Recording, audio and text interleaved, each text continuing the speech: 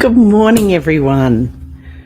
I'm just checking to make sure, as usual, Instagram is on Perth time, but I think it's clicking in now. So hello to everybody on Instagram. CJ here.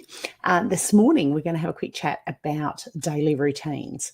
So I know a lot of people freak out and think that having chickens, that means that they're going to be tied to livestock 24/7 and have these massive list of things to do, and they're never going to be able to go away from their house or anything like that. And that's simply not true. It's honestly, I think chickens are less work than a cat or a dog. They're certainly less work to me than a horse is.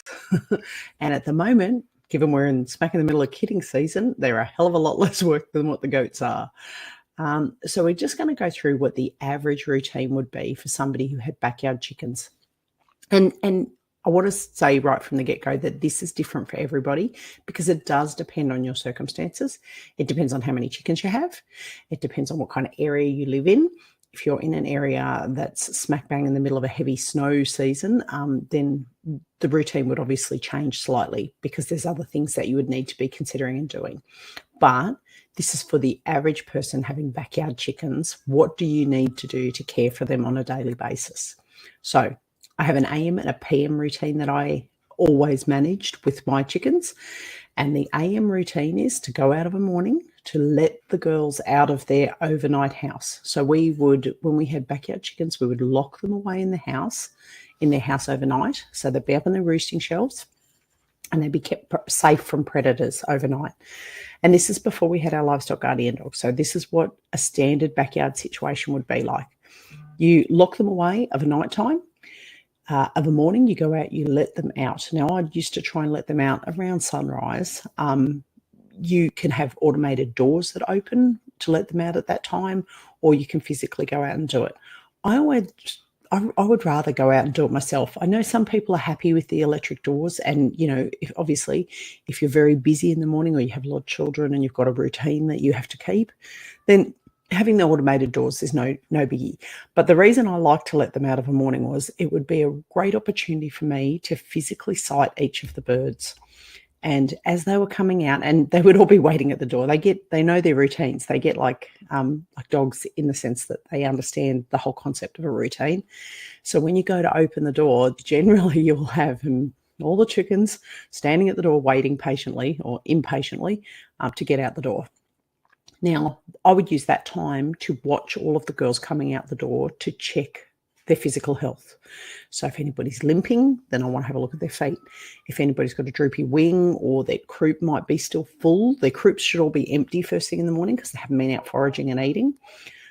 So it should be reasonably empty. I mean, they could have been into their feed in their shed, but it would not be as full as what it would be late in the afternoon. So if their croup is overly full, then you would look and say, hang on, do we have some kind of issue with sour croup or something like that?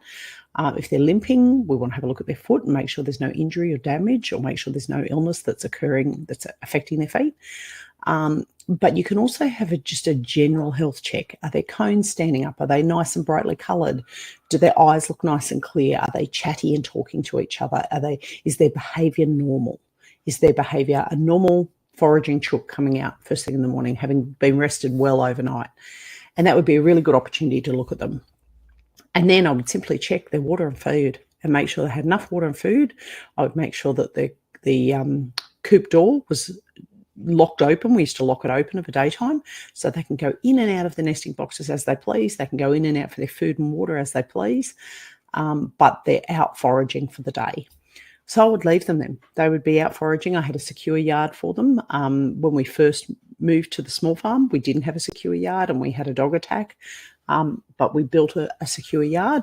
And once they were in the secure yard, I had no problems leaving them out for the entire day in that secure yard. So I would leave them for the day. That would literally be the limit of my checking in the morning. I wouldn't even check the nesting boxes because 9 times out of 10, none of them would have laid at that time in the morning. So I would go off, do what I had to do for the day. About just before sunset. So depending if it's summer or winter, that will depend on how early you do that. But most chickens want to roost by the time the sun goes down. So around sunset, I would try and get them back in. Now, I would use chicken candy to get them back in. It was a great ploy. You'd go in there with a little bit of scratch mix and sprinkle it down, and they got to know that that's when they would get their scratch mix. So they would come back into their coop.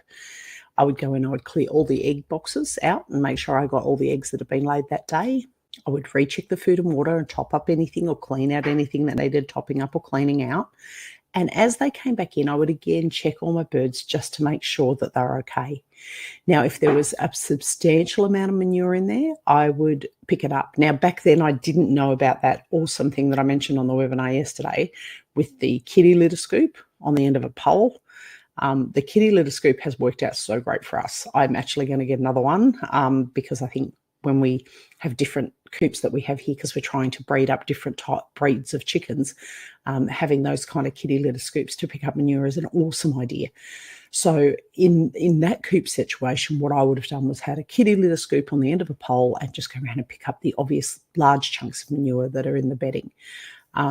And that daily clean just means that when you do your monthly clean or your weekly end of week clean, it's never going to be as significant. You're never going to have to do as much work to clean it out. So I would then close the door, chickens away for the night, and that was it. Now, we've got that down between the handy helper and myself and my kids, because my kids help out with it occasionally.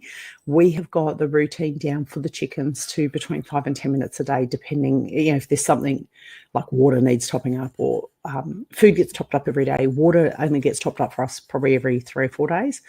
But unless we're moving the chickens, because we have a mobile coop, unless we're moving the chickens, our routine is literally between 5 and 10 minutes a day to get everything done. And that's all you need to plan for. Now, if you have an automated door, that wipes out probably a couple of minutes of it straight away. If you can get larger feeders where you stock up large amount of food in there so that it'll last 3 or 4 days. And if you've only got 3 to 5 birds, you can absolutely do that. And literally you would be going out and just physically checking the birds each day to make sure that they've all gone back into the coop. That's it. How simple would that be? It's really not as complicated as what some people make it out to be. That being said, if you're like me and the henny helper and you like chickens, you're probably going to want to spend a little bit of time with them anyway. So being out in the yard with them is not a chore as such. It's that kind of side of looking after them might feel like a chore, but being around the chickens is not a chore. We had some pretty horrific winds here yesterday. We had gale force winds. I think most of New South Wales, southern New South Wales, Victoria and Tasmania copped it. And certainly we went over to secure the roof on the mobile coop because it was just, the tin was just flapping around a little bit.